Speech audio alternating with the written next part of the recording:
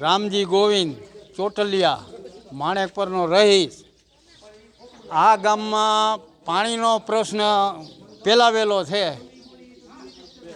પાણી 2 વર્ષથી આવતું નથી।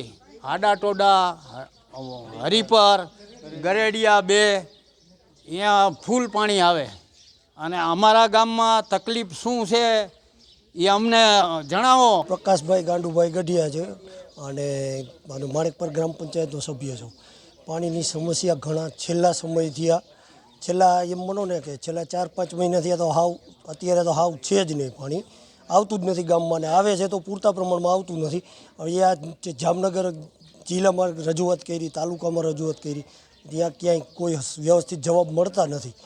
અને બીજું એક કે પાણીની સમસ્યા જો હલ નહીં થાય તો ગામ લોકો તો એવું કહે છે કે ચૂંટણીનો છે ને બહિષ્કાર કરવો જોઈએ। આ વખતે કોઈને પણ ગામમાં નેતા કે કોઈ પણ વ્યક્તિ આવે તો એને ઘૂસવા દેવા નથી। મારું નામ રણછોડ લક્ષ્મણ બરાંભિયા, હું આ માણેકપર ગામનો ઉપસરપંચ છું અને આખું ગામ મને અવારનવાર રજૂઆતો પાણીની કરે જ છે અને હું છેલ્લા 2.5 વર્ષથી આ બધાય મામલતદાર કચેરી, પાણી પુરવઠા, તે પછી મેઘજીભાઈ, પૂનમબેન, રાઘવજીભાઈના પીએ બધાય પાસે હું રજૂઆત કરી આવ્યો જ છું।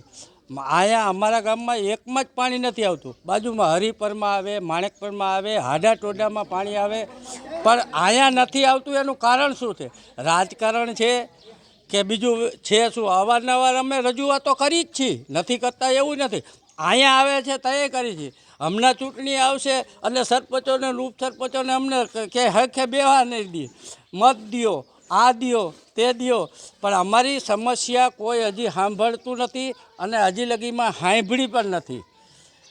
અમારી એવી માંગ છે કે છેલ્લે અડધી કલાક લગી એક વાલમાં પાણી આવવું જોઈએ તો અમારે ગામનું પાણી, તોય અમારે જીવન જરૂરિયાત વસ્તુ જેટલું જ પાણી થાય કે જાજુ નથી થતું। અમે સાહેબોને અનેક વાર અમે સરપંચને ઉપસરપંચ 2 વાર જેવા છે, ગામના કેટલાય લોકોએ અમારા ભેગા આવ્યા છે, એ રજૂઆતો ઘણી કરી છે, પણ અમારું ઉપર લગી કોઈ સાંભળતું જ નથી હજી લગીની અંદર।